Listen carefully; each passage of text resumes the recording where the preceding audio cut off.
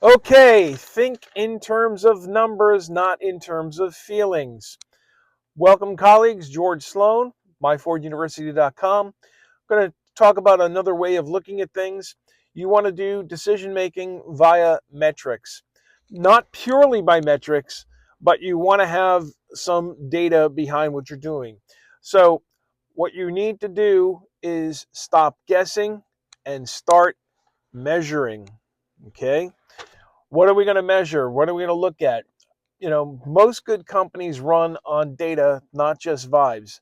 That's not to say that I don't think that from time to time, someone having a gut instinct isn't necessarily a bad thing.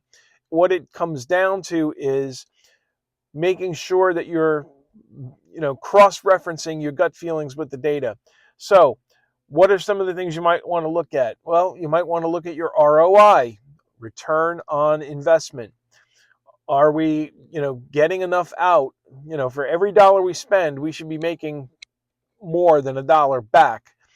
And if you can get a multiple of a dollar, that's even better. So, you spend a dollar, you want to get $1.50 back, or $2, $3, $10.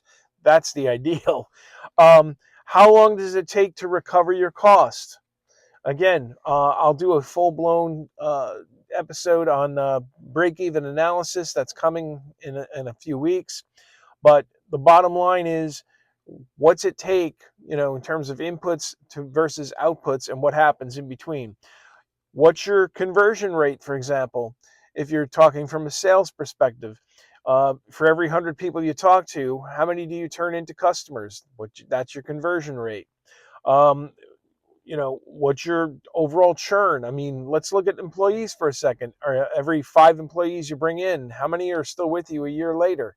Um, if you're bringing in 5 and losing 4, your churn rate's pretty high.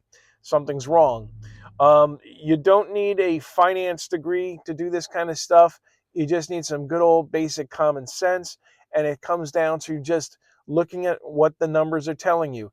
Then you can go with what your gut feeling is. But I always say I would make sure that you spend a significant amount of time confirming things, checking things, making sure that you're not just guessing. You don't want to go purely on gut instinct, and you don't want to rely completely on the numbers. Look at both and then make educated, informed decisions with the best information that you have right now to make that decision.